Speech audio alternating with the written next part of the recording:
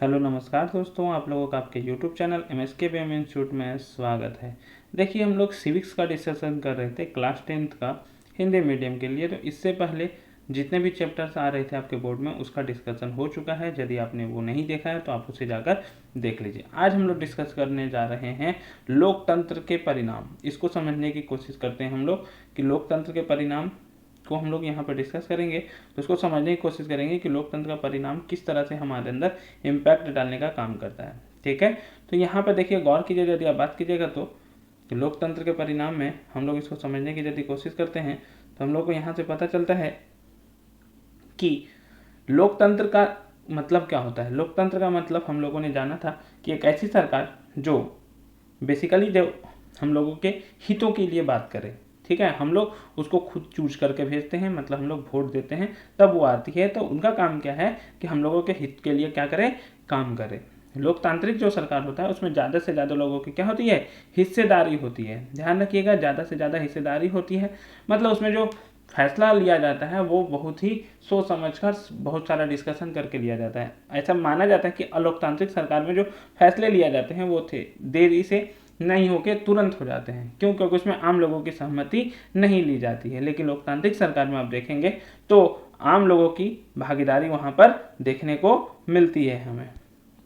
ठीक है, आम लोगों की भागीदारी क्या होती है, देखने को मिलती है। तो यहाँ पर समझने की कोशिश कीजिएगा। देखिए, सबसे पहले लोकतांत्रिक सरकार की क्या क्या विशेषता है उसके बारे में बात करते हैं हम लोग। पहला, लोकतांत्रिक जो सरकार है वो लोकतंत्र सरकार का बेहतर रूप है क्योंकि यह नागरिकों में समानता को बढ़ावा देता है।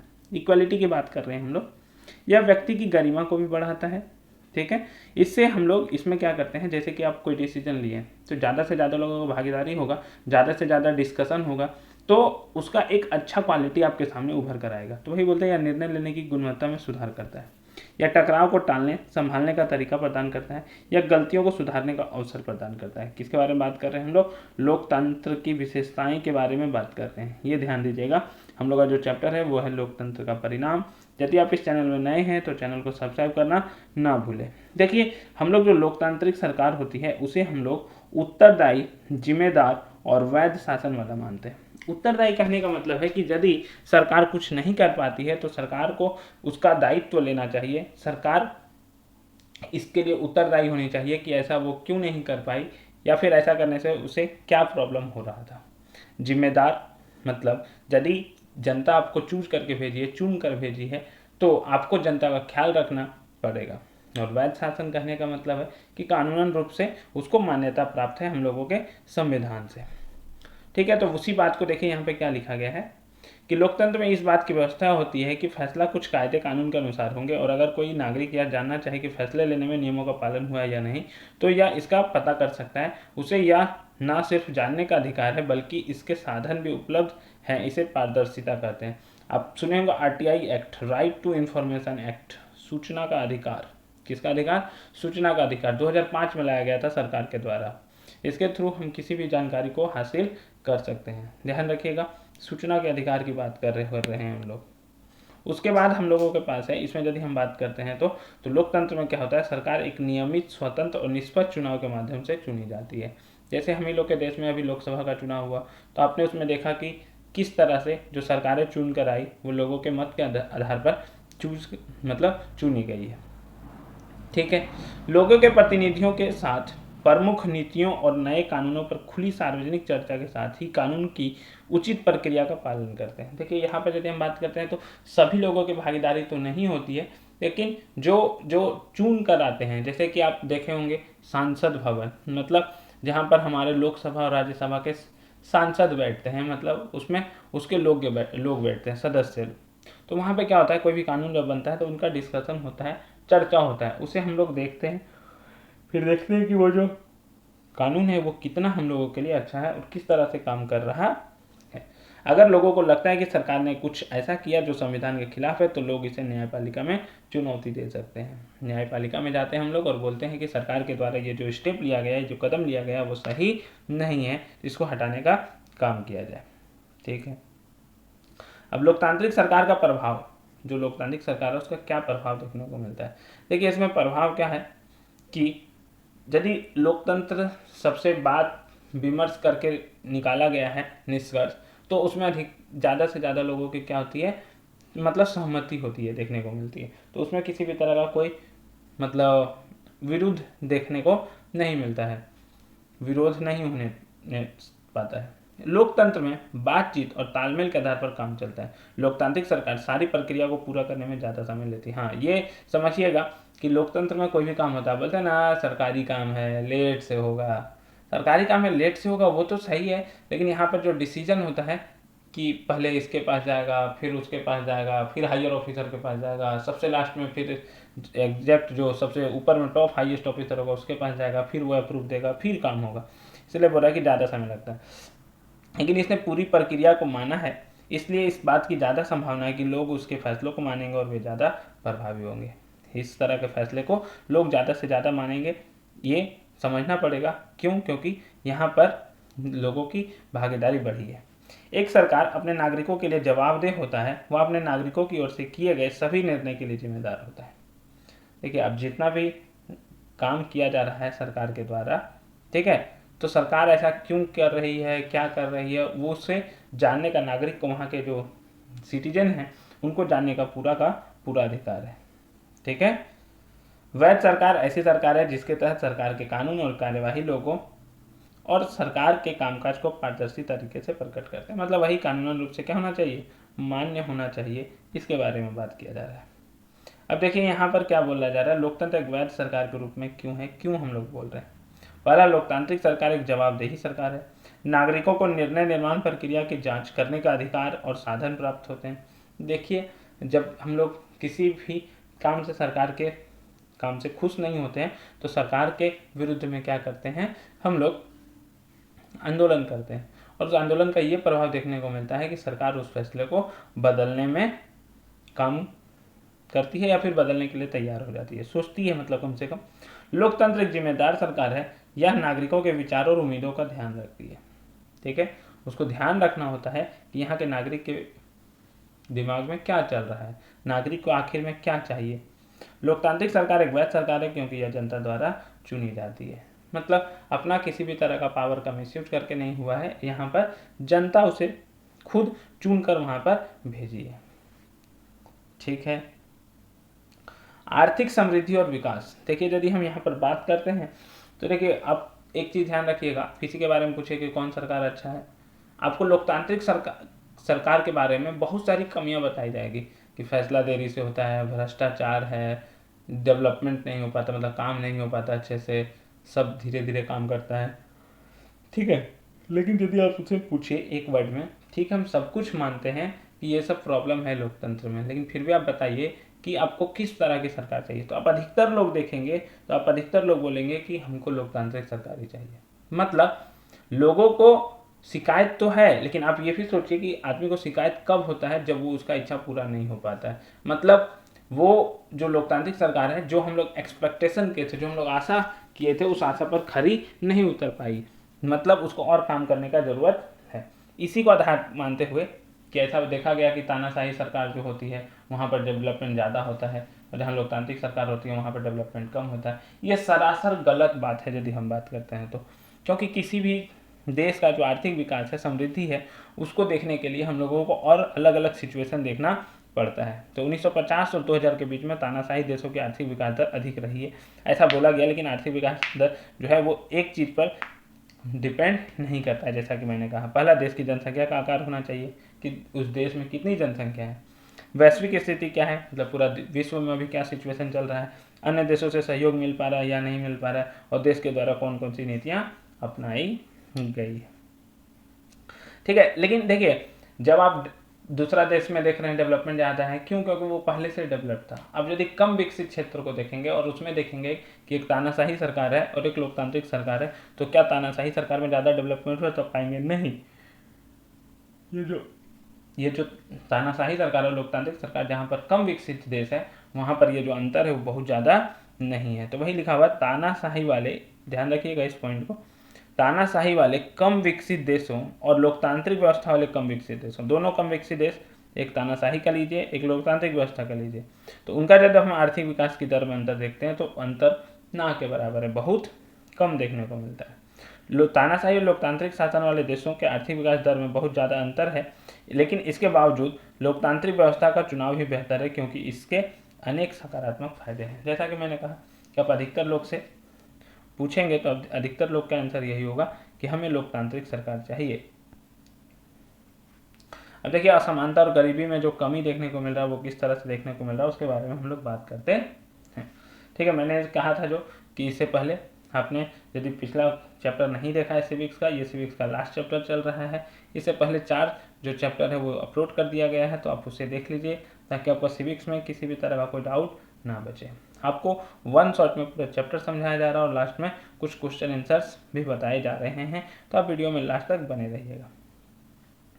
देखिए, यदि हम असमानता की बात करते हैं और किस असमानता की बात करते हैं, आर्थिक असमानता सिर्फ भारत में नहीं पूरा दुनिया में बढ़ रहा है। भारत में यदि हम बात करते हैं तो एक हिस्सा तो गरीबी का है ही।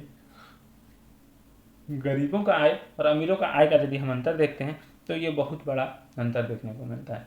यदि आप पूरा विश्व में ये अंतर देखेंगे तो आपको पता चलेगा कि विश्व की जो संपत्ति है वो जितना 50% 2% लोगों के पास है, मतलब 100 में यदि 2 लोग के पास आधा पैसा है तो बाकी आधा जो है वो 98 लोगों के पास है। ठीक है, गरीबी और अमीरों की आय के बीच एक बहुत बड़ा अंतर है। लोकतंत्र अधिकांश देशों में आर्थिक असमानता मिटाने में असफल रहा है।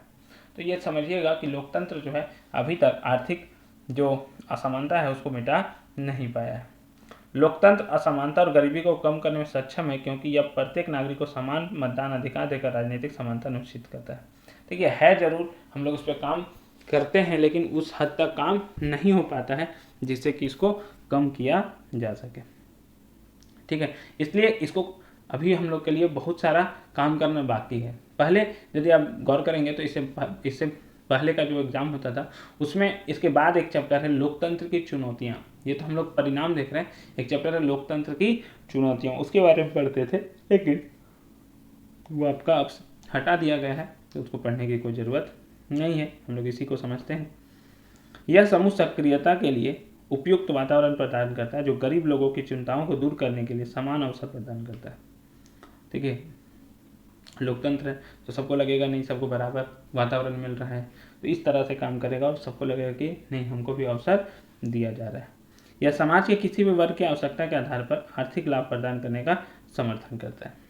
यह सामाजिक समानता सुनिश्चित करने वाले आर्थिक स्थिति के आधार पर भेदभाव के बिना हर नागरिक के अधिकारों की रक्षा करता है। किसके बारे में बात हो रही है? ये सब लोकतांत्रिक सरकार के बारे में बात हो रही है। ध्यान रखिएगा, यहाँ पर जाति, पंथ, धर्म, आर्थिक स्थिति में अंतर के बावजूद मतदान और चुनाव में भाग लेने का समान अधिकार प्रदान करता है।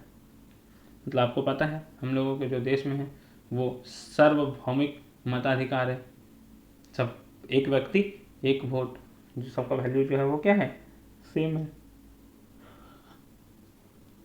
अब देखिए, जो सामाजिक विविधता है उसमें लोकतंत्र किस तरह से सामंजस्य बनाए हुए रखता है। ठीक है, हम लोग आशा करते हैं कि लोकतंत्र में जो भावना है वो इस तरह से रहेगा कि एक दूसरे को हम लोग लेकर चलें, सबके साथ चलें और सबके साथ बढ़ें। जैसा कि अभी के जो सरकार है, वर्तमान सरकार, उनका नारा भी है सबका साथ सबका विकास। ठीक है, तो उस पर काम करती है लोकतांत्रिक सरकार। लोकतांत्रिक व्यवस्थाएं प्रतिद्वंदिता को संभालने की प्रक्रिया विकसित कर लेती है। इससे टकराव के विस्फोट या हिंसक रूप लेने का अंदेशा कम हो जाता है। इसमें जो प्रतिद्वंदी होता है, जो अपोजिशन होता है, उसको भी हम लोग इस तरह से लेकर चलते हैं ताकि उन दोनों के बीच में जो टकराव की मतलब स्थितियां बन रही है वो क्या हो जाए, कमजोर हो जाए, कम हो जाए।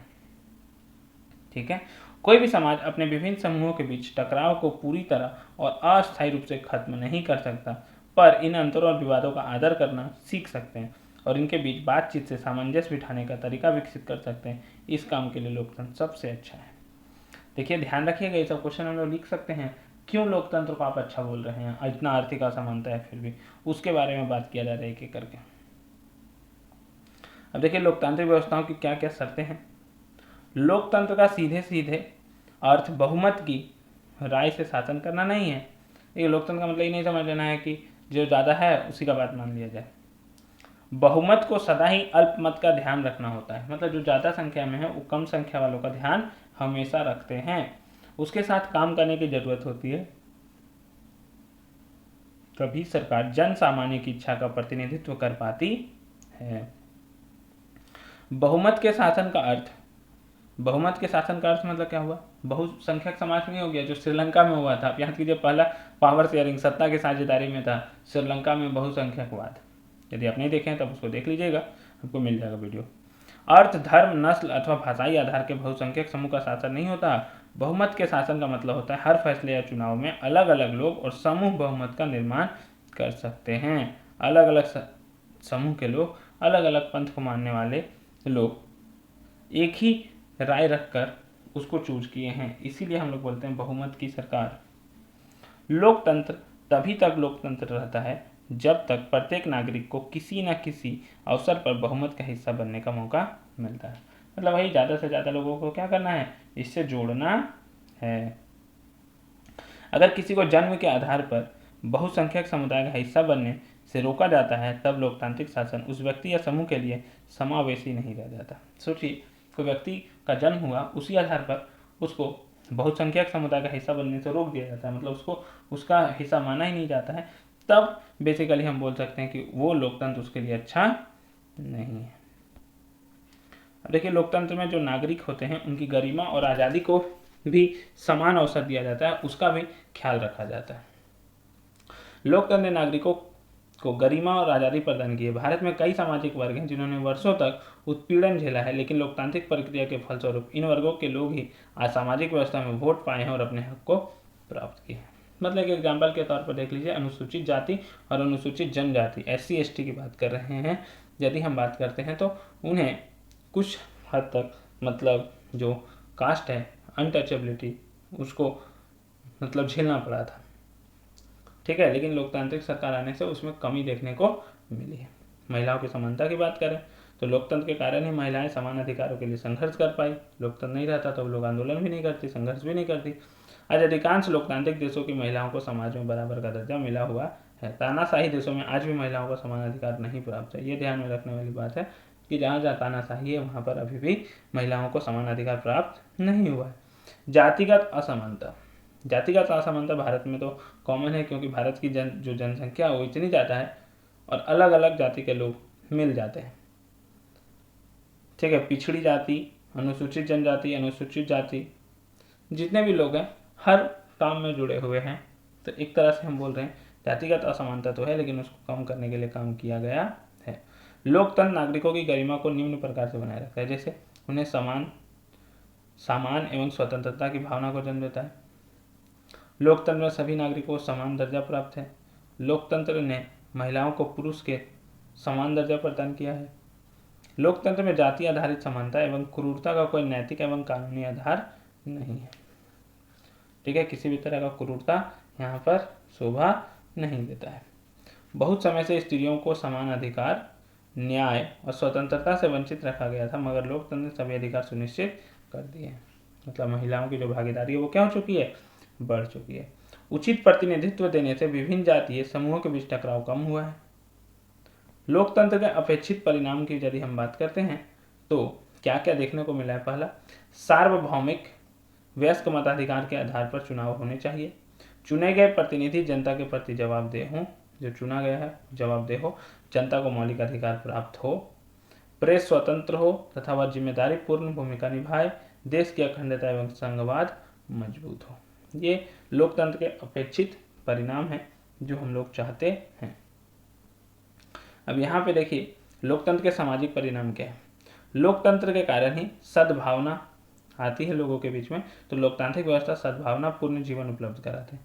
इसमें सामाजिक टकराव की संभावना कम रहती है, मतलब समाज में जो लोग हैं उनके जो टकराने की संभावना है किसी बात को लेकर वो कम हो जाती है। व्यक्ति की गरिमा और स्वतंत्रता लोकतांत्रिक व्यवस्था का आधार है, ठीक है। मतलब व्यक्ति को आज़ादी दिया जाता है बेसिकली लोकतंत्र में ही। लोकतंत्र में समाज के कमजोर वर्गों को समानता का दर्जा देने पर बल दिया जाता है। वैसे लोग जो समाज में कमजोर तबके से बिलोंग करते हैं उन्हें भी बराबर मौका देने का कष्ट किया जाता है। अब देखिए ये क्वेश्चन हम लोग अभी पढ़े प्रश्नावली में, लोकतंत्र किस तरह उत्तरदायी, जिम्मेवार और वैध सरकार का गठन करता है। क्योंकि यदि कोई सरकार जनता की उम्मीदों के हिसाब से काम नहीं करती तो अगले चुनाव में जनता उसे हटा देती है। इसे आप अनुमान लगा सकते हैं कि लोकतांत्रिक सरकार जनता के लिए क्या होती है, जवाबदेह होती है। इसलिए एक लोकतांत्रिक सरकार को जनता के लिए उत्तरदायी होना पड़ता है, उत्तरदायी भी होगी। ऐसी सरकार को बहुमत से चुना जाता है, इसलिए यह एक वैध सरकार होती है। अधिक से अधिक लोगों ने, ज़्यादा से ज़्यादा लोगों ने चुना। उनका एक दायरा है संविधान में, किस हद तक मतलब मेंटेन करना है हम लोगों को। लोकतंत्र किन स्थितियों में सामाजिक विविधता को संभालता है और उनके बीच सामंजस्य बैठाता है। देखिए, पहला, जो अलग अलग भाषा बोलने वाले लोग हैं उनके बीच में एक दूसरे का भाषा को सीख के दोनों को जोड़ने का काम करता है। चाहे कोई गरीब हो या अमीर, वोट करने का अधिकार सबको है। सबका वोट का जो वैल्यू है वो क्या है, एक है। लोकतंत्र में संभव है कि पुरुषों के साथ महिलाओं को भी वोट का बराबर अधिकार है। यदि आप गौर करेंगे तो बहुत सारा ऐसा देश था जिनमें महिलाओं को वोट देने का अधिकार नहीं था। कुछ समय पहले ही महिलाओं को यह अधिकार प्राप्त हुआ है। निम्नलिखित कथनों के पक्ष या विपक्ष में तर्क दें। देखिए, यहाँ पे यदि हम बात करते हैं तो लोकतांत्रिक औद्योगिक देश ही लोकतांत्रिक व्यवस्था का भार उठा सकते हैं, पर गरीब देशों को आर्थिक विकास करने के लिए तानाशाही चाहिए। देखिए, यदि हम इस पर बात करते हैं तो इस स्टेटमेंट पर ये पूरी तरह से तो सही नहीं है कि तानाशाही होना चाहिए। आप लोकतंत्र ही रखिए, लेकिन उसका जो काम करने का जो तरीका है उसको थोड़ा एफिशिएंट बना दें और यदि पारदर्शी बना दें तो ज़्यादा अच्छा से इस पर काम किया जा सकता है। लोकतंत्र अपने नागरिकों के बीच असमानता को कम नहीं कर सकता। बात सही है, लोकतंत्र जो है वो असमानता को कम नहीं करेगा, क्योंकि राइट टू इक्वलिटी, समानता का अधिकार के बारे में हम लोग बात करते हैं। और यदि बराबर का अधिकार देंगे तो हम जो पिछड़े तबके लोग हैं उन्हें आगे कर सकते हैं। गरीब देशों की सरकार को अपने ज़्यादा संसाधन गरीबी को कम करने और आहार, कपड़ा, स्वास्थ्य तथा शिक्षा पर लगाने की जगह उद्योगों और बुनियादी आर्थिक ढांचे पर खर्च करने चाहिए। तो गरीबी कम करने के लिए बेसिकली यदि हम बात करते हैं तो ये जो बोला गया, इस बात से मैं सहमत नहीं हूँ। मैं इसके विपक्ष में हूँ कि आहार, कपड़ा, स्वास्थ्य और शिक्षा पर की जगह पर उद्योग और बुनियादी आर्थिक ढांचे पर खर्च करना चाहिए। नहीं, सरकार को जो बेसिक नीड्स है उस पर काम करना चाहिए। यदि आप एक सिंपल सी बात समझिए, यदि आप किसी भी व्यक्ति को शिक्षा और स्वास्थ्य उपलब्ध करा देते हैं, मतलब पूरी तरह से फिट है, उसके बाद शिक्षा है, तो आपके लिए वो क्या हो जाएगा, एक संसाधन हो जाएगा, रिसोर्स की तरह आप उसे यूज कर सकते हैं। नागरिकों के बीच आर्थिक असमानता अमीर और गरीब दोनों तरह के लोकतांत्रिक देशों में, हाँ बात तो सही है, दोनों तरह के देशों में आर्थिक असमानता देखने को मिलता है। लोकतंत्र में सभी को एक ही वोट का अधिकार है। इसका मतलब है कि लोकतंत्र में किसी तरह का प्रभुत्व और टकराव नहीं होता है। देखिए, एक वोट एक व्यक्ति का मतलब ये नहीं हुआ कि यहाँ पर कभी टकराव नहीं होता है। टकराव होता है, फिर उसको हम लोग डिस्कस करते हैं, उसके बाद फिर काम होता है। जैसा कि आपने अटल बिहारी वाजपेयी के शब्दों में सुना होगा कि किसी भी दो व्यक्ति के बीच में जो अलग अलग दल से बिलोंग करते हैं उनके बीच में मतभेद हो सकता है, लेकिन मन भेद नहीं होना चाहिए। मतलब आपका विचार और मेरा विचार अलग हो सकता है, लेकिन उसको लेकर हम आपस में जो हम लोगों का जो दोस्ती है, मन में भेद नहीं करना है। ठीक है, तो उसी के बारे में यहाँ पे बताया गया, आप एक एक करके पढ़ सकते हैं। देखिए, औद्योगिक देश ही लोकतांत्रिक व्यवस्था का भार उठा सकते हैं।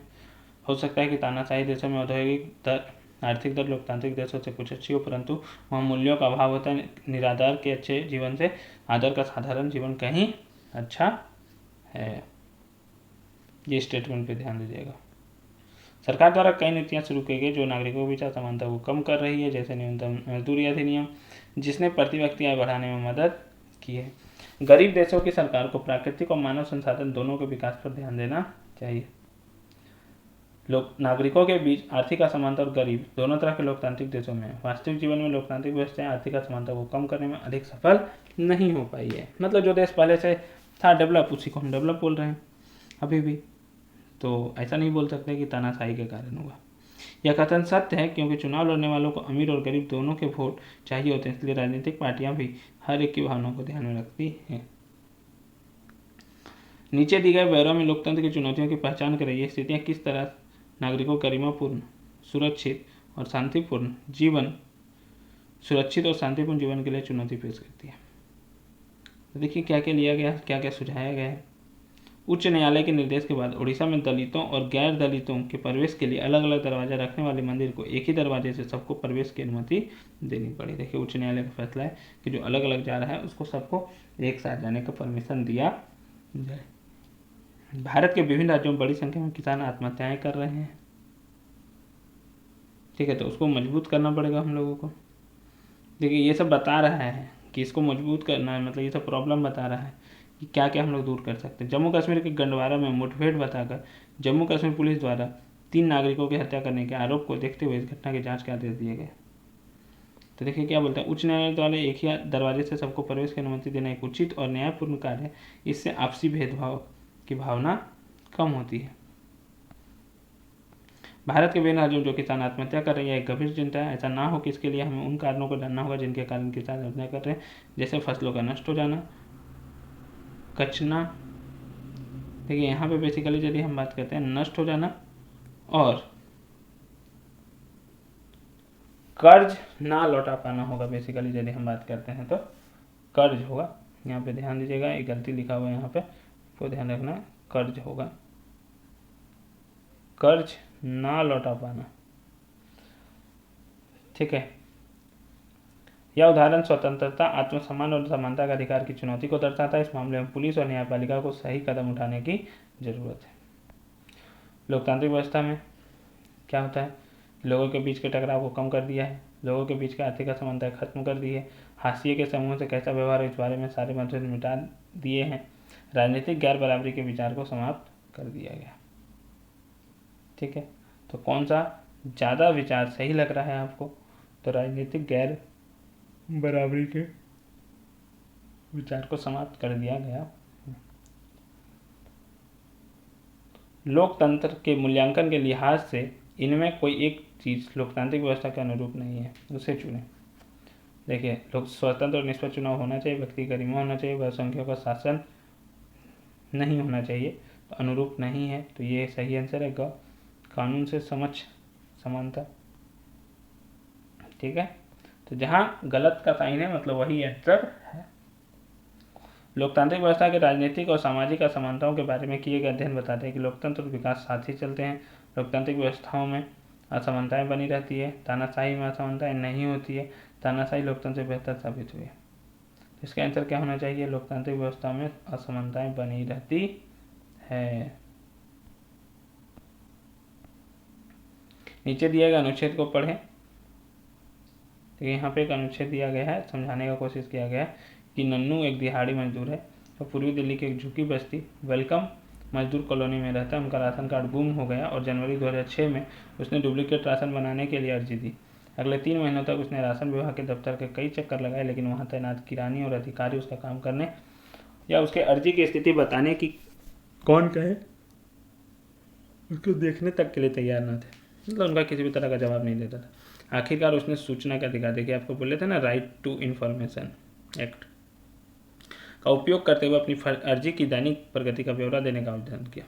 इसके साथ ही उसने इस अर्जी का काम करने वाले अधिकारियों के नाम और काम ना करने की सूरत में उनके खिलाफ होने वाली कार्यवाही का ब्यौरा भी मांगा। सूचना का अधिकार वाला आवेदन देने के हफ्ते भर के अंदर खाद्य विभाग का एक इंस्पेक्टर उनके घर आया। उसने नन्नू को बताया कि तुम्हारा राशन कार्ड तैयार है और तुम दफ्तर आकर उसे ले जा सकते हो। अगले दिन जब नन्नू राशन कार्ड लेने गया तो उस इलाके के खाद्य और आपूर्ति विभाग के सबसे बड़े अधिकारी ने गर्मजोशी से उसका स्वागत किया। इस अधिकारी ने उसे चाय की पेशकश की और कहा कि अब आपका काम हो गया है, इसलिए सूचना के अधिकार वाला अपना आवेदन आप वापस ले लें। नन्नू का उदाहरण क्या बताता है, नन्नू के इस आवेदन के अधिकारियों पर क्या असर हुआ। अपने माँ पिताजी से पूछे कि अपनी समस्याओं के लिए सरकारी कर्मचारियों को बचाने का अनुभव उनका कैसा रहा। तो देखिए, इस कहानी को यदि हम पढ़ते हैं तो ये पता चलता है कि हम लोग का जो संविधान है जिसमें सूचना का अधिकार के बारे में बताया गया है उसका यूज़ कर सकते हैं हम लोग, और हम किसी भी तरह की गतिविधि के बारे में जान सकते हैं कि उसमें क्या किस तरह का दिक्कत देखने को मिला है। अब देखिए यहाँ पर कुछ क्वेश्चन है। लोकतंत्र का सबसे अच्छा गुण क्या है, लोकतंत्र में निर्णय लेने और क्रियान्वयन में देरी क्यों हो जाती है।